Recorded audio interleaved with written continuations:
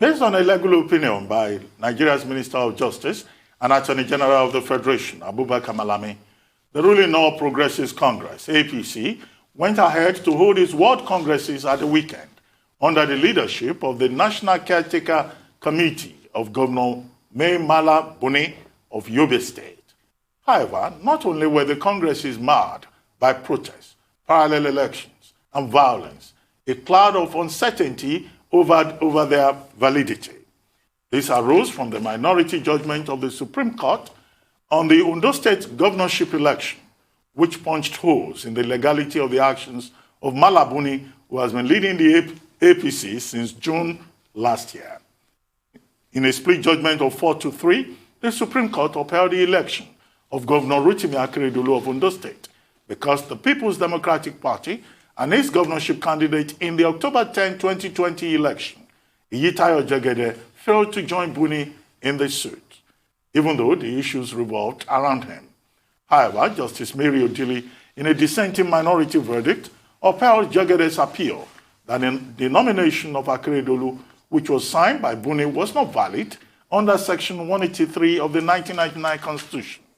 Section 183 states that, I quote, governor shall not, during the period when he holds office, hold any other executive office or paid employment in any capacity whatsoever.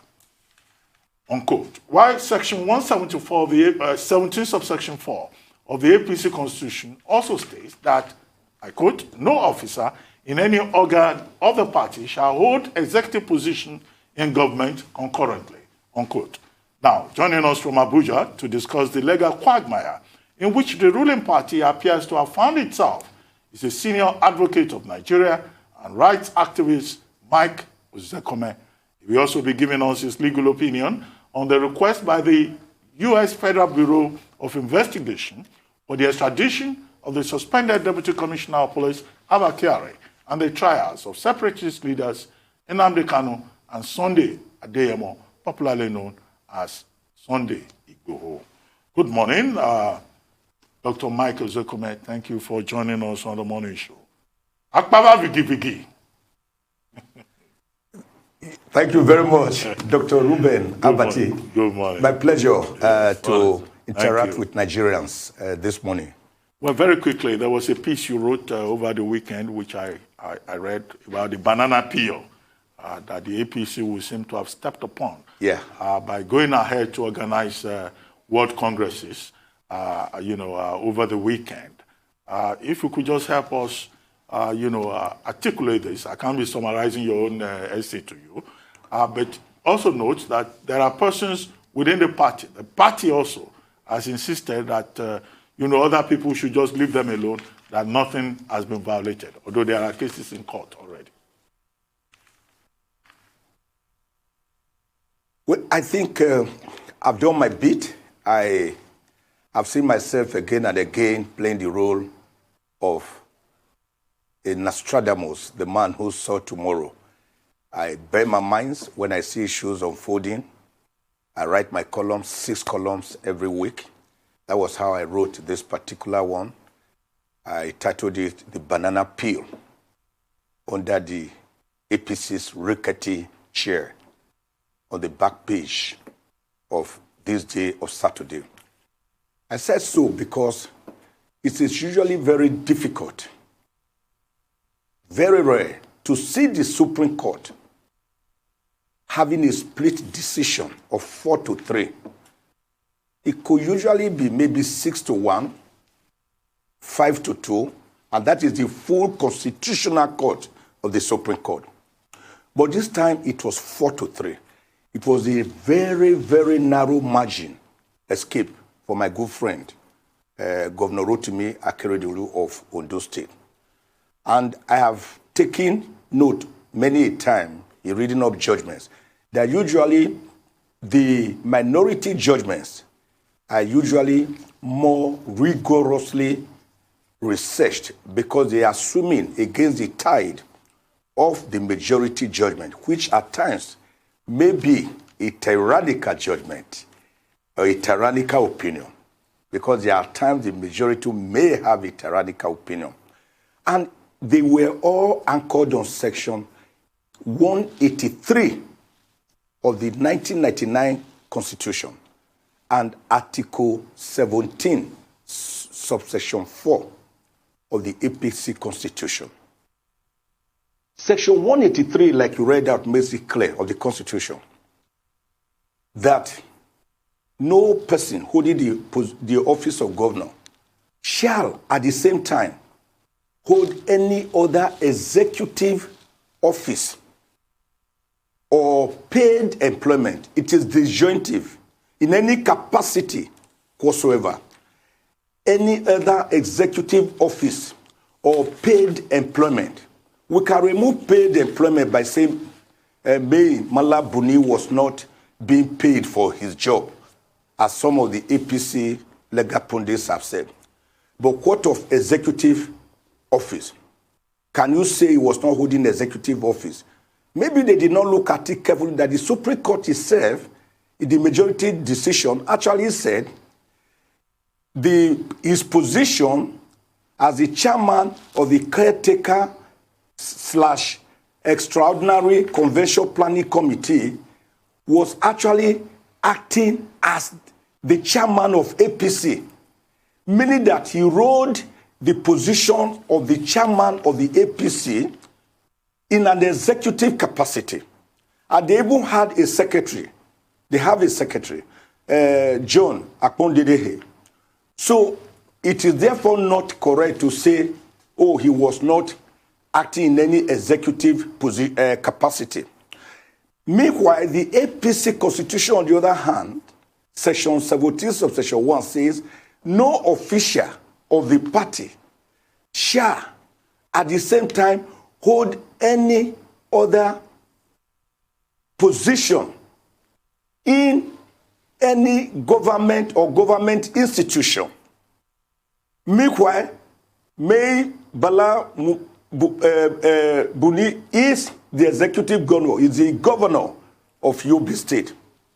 So what the Supreme Court said in its majority decision, and we must respect majority decisions, because the Supreme Court itself has said, we are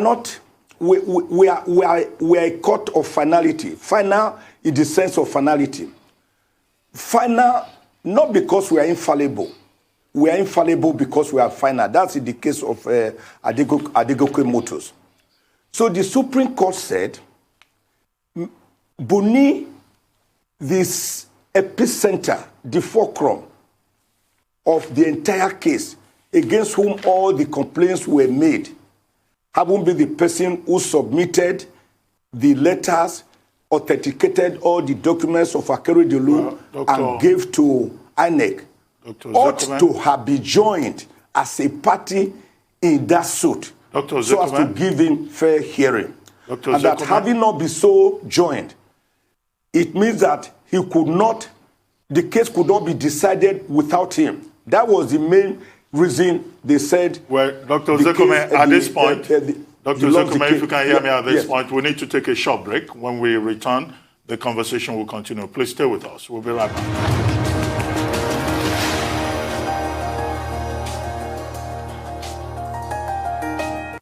Welcome back to the morning show here on the Arise News channel.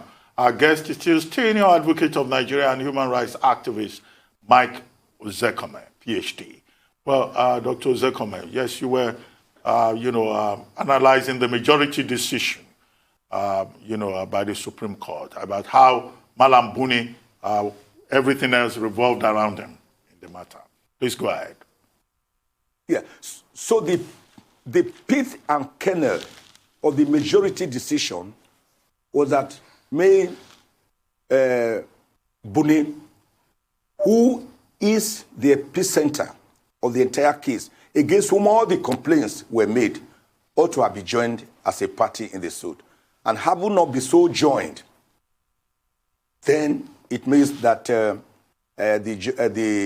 governorship must be given to Aketi, because according to them, under Section 177 of the Constitution, the party had already sent Buni to carry out those functions. And Buni ought to have been joined. But the minority judgment is the exact opposite. He's saying, for that very reason, that a party has sent Buni, who therefore became an agent of a disclosed principal, then he needed not be joined. The law is that when there is a known disclosed principal, the APC, you don't need to join an agent, Buni, who was merely sent. He was a messenger. So I know that those who filed the case against the APC were trying possibly to run away from the provisions of Section 308 of the Constitution, which grants immunity to a governor from being sued in his personal capacity, whether in civil proceedings or criminal proceedings. So if you ask me, my own humble opinion, but like I said, the Supreme Court decision must be respected because it is 4-3 anyway, though very narrow. So majority, as we always say, carries the vote. But if I were to go, with all respect as a constitutional lawyer, I will go with the minority decision because Buni was a mere agent of a disclosed principal, that is the APC, that is already known, and that the minority decision said all actions taken by Buni as the agent of APC in terms of packaging the credentials, authenticating the documents of Governor Akeredolu before INEC were null and void and of no effect whatsoever. That is the decision. Okay. So you're right to say that this was a close shave, but I think the question now, based on the provision of the Constitution as amended, as you have said, Section 183 would then be, what can we distill to constitute another executive office for a governor in this circumstances? Because some have made the argument that there are governors holding positions as chairman of governors' forums, chairman of reconciliatory committees of their parties, chairmen of primary election committees of their party. No, so what exactly should constitute, or what does constitute another executive office for a sitting governor? I was surprised to hear some of those. I was surprised to hear those kind of argument. With all respect, how can you say chairman of governors forum? It's an executive position. Governors forum is a mere forum, as the name suggests. It's a group formed by the governors themselves to take care of their own interests. It is not constitutionally recognized. If you like, you can form 20 governors fora. It doesn't matter. They can decide to dissolve it tomorrow. But the position in a political party, which is recognized by the Constitution that there must be a political party and that a candidate can only be elected into office through the instrumentality of a political party, is in the Constitution. So a governors forum is a mere pressure group, which is not constitutionally recognized. A political party is a constitutional creation, a creation by the Constitution itself. So when you hold a position in a political party, therefore, you are holding an executive position in that political party, like Buni. And when you are governor of a state, you are holding the position of the executive governor of that state, just like you have the heads of the legislature and also the judiciary. So that argument to me is a non sequitur. It does not arise at all. It's begging the question. So you can be chairman of other bodies, but not in any executive position. For example, the same Constitution allows that a governor or even the president can engage himself in farming, but it is the Constitution that grants that permission. So Section 183 is very clear. He said, in any capacity whatsoever, don't hold any executive position. Can anybody say, be the chairman of a political party or acting as the entire epicenter of the APC caretaker committee, aggregating all the functions of the chairman and other officials? Are they planning an extraordinary convention for the APC or for any other political party? Can you say it is not executive? If it is not executive, then we have to look for the meaning of the word executive. Maybe it is legislative, maybe it is judicial, maybe it is administrative. Okay. I think that argument does not arise at all, with all respect. Okay, sir. Real quickly, I'd like to know your take on what is happening in Nigeria as regards the case of the Super Cup and a certain fraudster called Hush Puppy. I mean, what's your take as regards that in Nigeria at a time like this?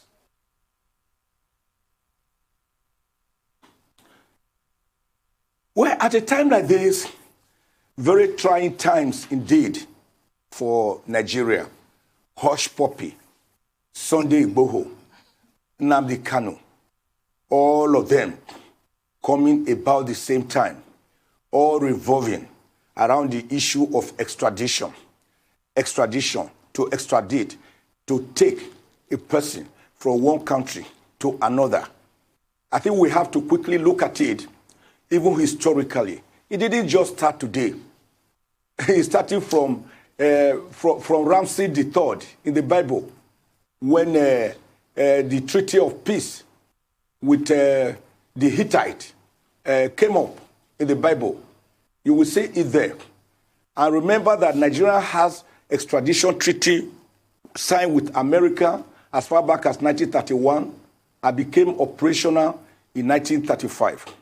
I remember that in the case of Sunday Igboho, there is the extradition treaty between Nigeria, Ghana, Togo, and Republic of Benin of 1984.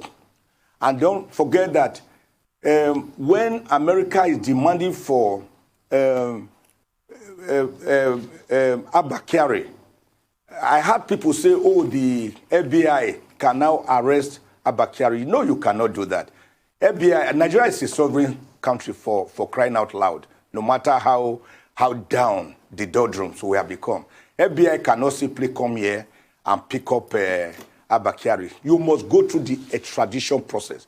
And the extradition process is as established or as analyzed or as espoused in the Extradition Act of the laws of the Federation of Nigeria, 2004. And you have to look at sections, especially sections 2, 4, 5, 6, 7, and 8, and 9 of the Extradition Act. And again, let me again quickly say, this is not the first time we're having a case of extradition. In 1963, Chief Anthony Nahoro was being looked for by the federal government of Alhaji Tafawa Balewa.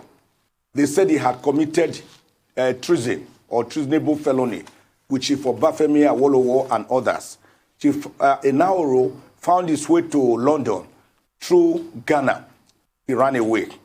So the Labour Party, with their new head, Harold Wilson, made it a big deal with some members of the Tories joining them and using the media very heavily to clamor that Nahoro be not extradited to Nigeria. But the government of Harold Macmillan, who was the minister, was caught in between and in between as to the respect for human rights of Chief Anthony Nahoro and not to hurt Nigeria as a political deal. But at the end of the day, Nahoro was extradited to Nigeria and he was tried and jailed for 15 years. It was the Gowon regime that released him and Chief Obafemi Awolowo and put them in key positions in the government so as to drive the country's progress. So extradition, therefore, did not start today.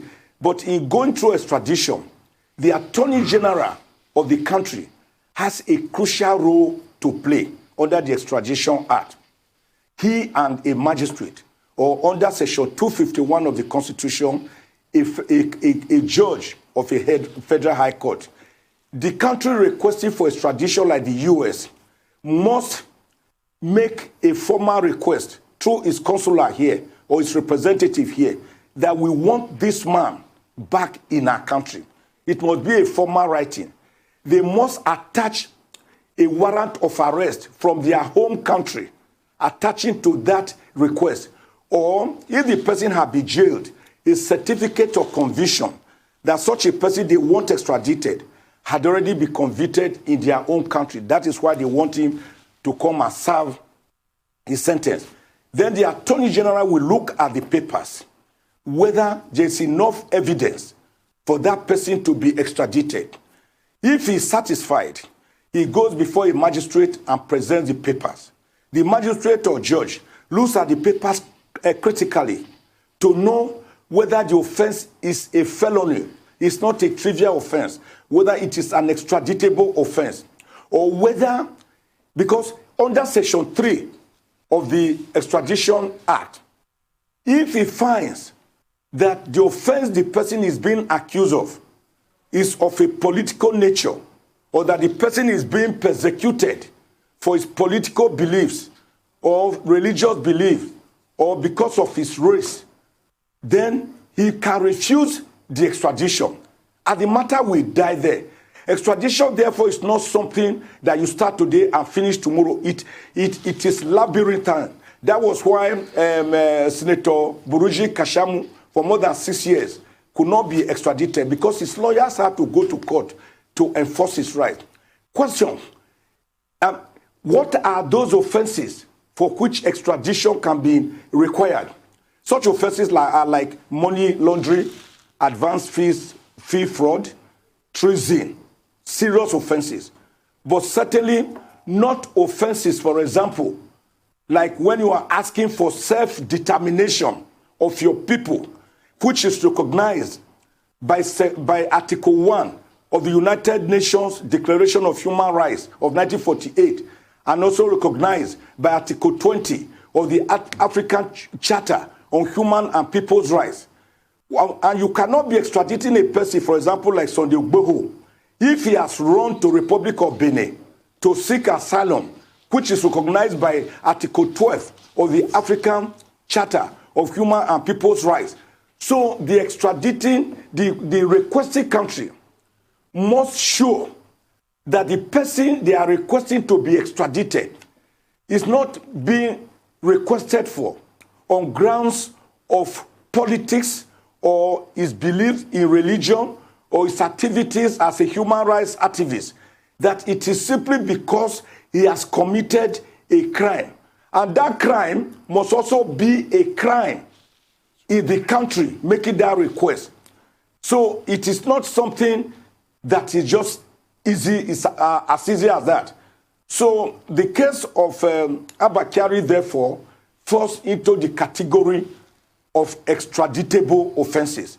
But the American government cannot use FBI or CIA and come here and pick up anybody. The last time we had that happen, and it can never happen again, not in this modern world, I remember was July 1984, when Alhaji Umaru Diko was created and was about to be brought forcefully into Nigeria.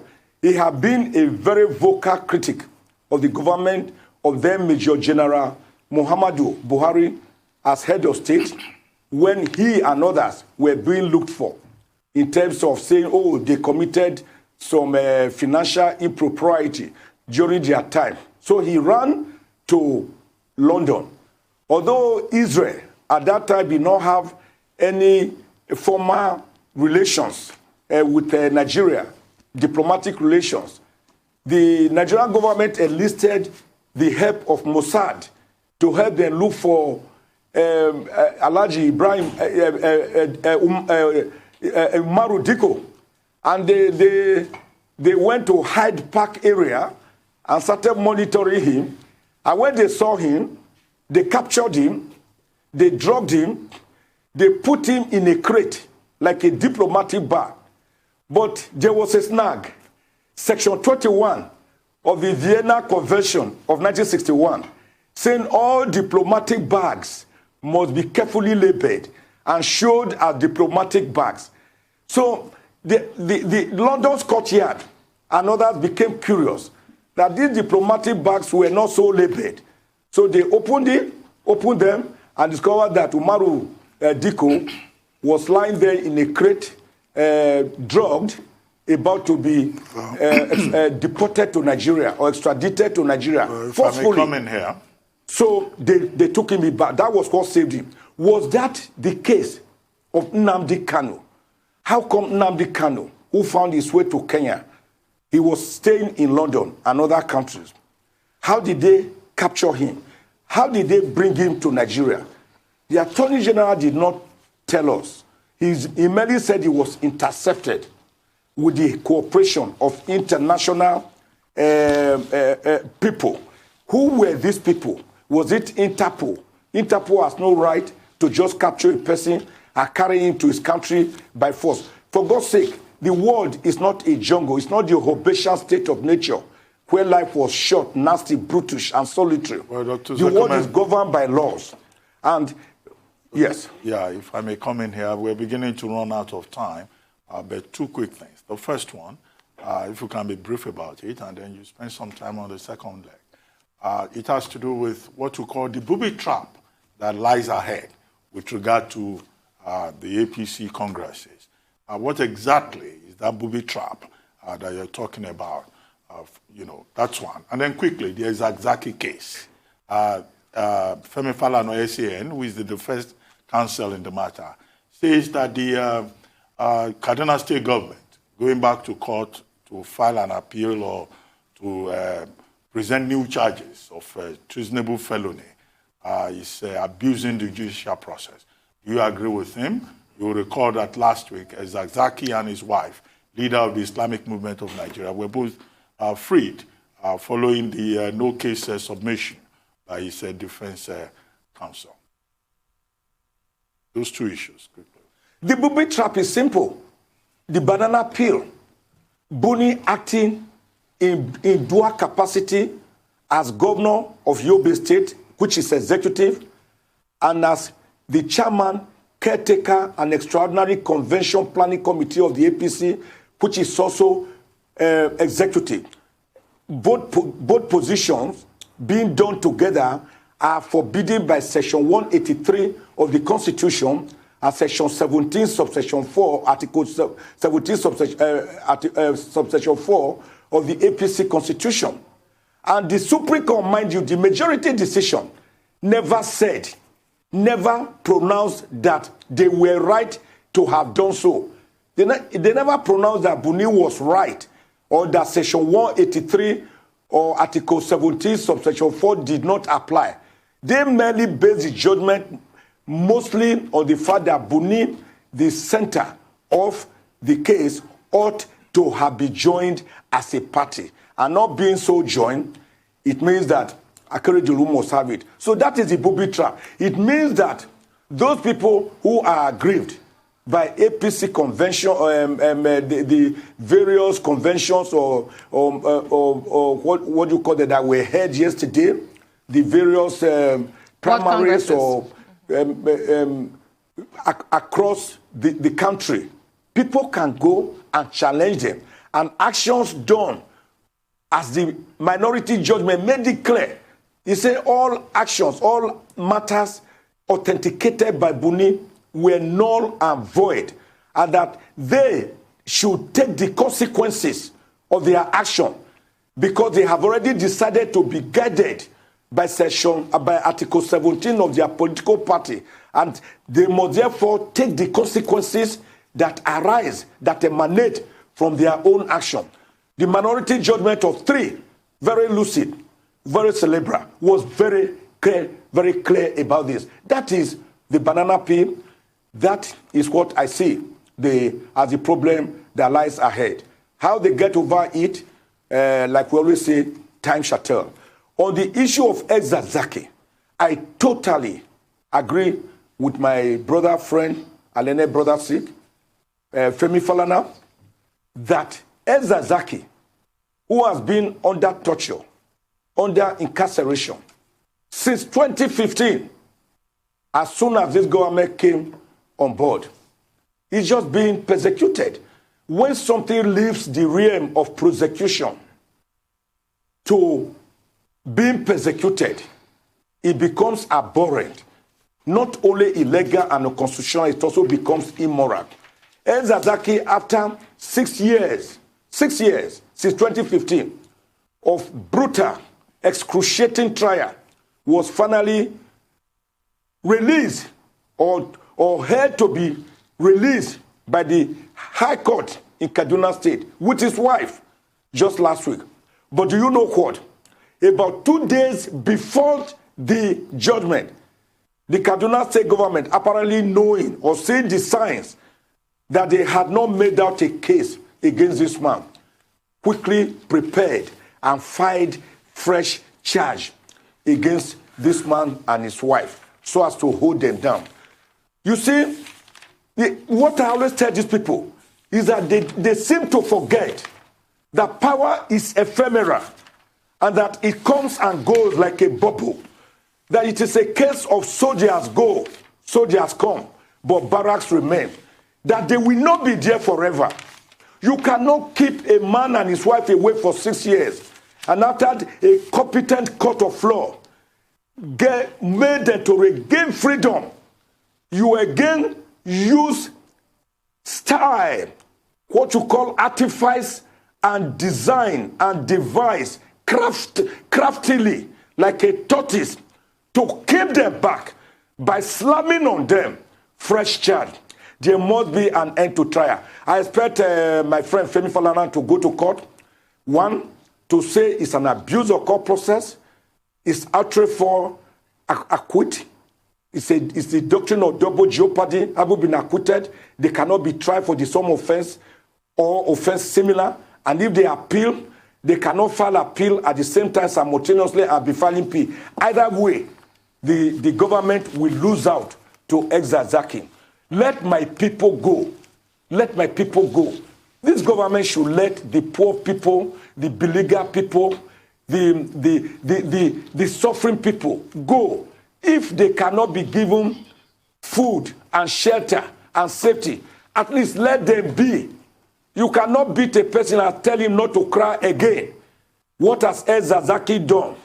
If Justice Kolawole, more than 3 years ago, had granted the ruling, granted these people bail, he said, okay, if you say this man is so dangerous, I hereby grant him bail. Build a small house for him. Let them stay there. Post people to guard the house. What? If the El-Zakzaky was of the majority Islamic faith, would he suffer that? It's because they see that his own faith is of the minority. Should the Nigerian government get out, look at Section 10 of the Constitution, and get out of religious matters to know that the state shall not be interested in religious matters?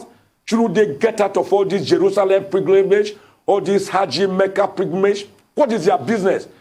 When we have no schools, when we have no water, when we have no roads, when we have no food to eat, when we have no shelter, when we have no security, when corruption is strutting about like a peacock, when we are the 148 out of 180 most corrupt nation in the world, when we have become the poverty capital of the world, outstripping India, when security we cannot go on our roads, we cannot drive on the road, we cannot stay in our homes, we cannot walk on the footpaths, Boko Haram, armed bandits, insecurity.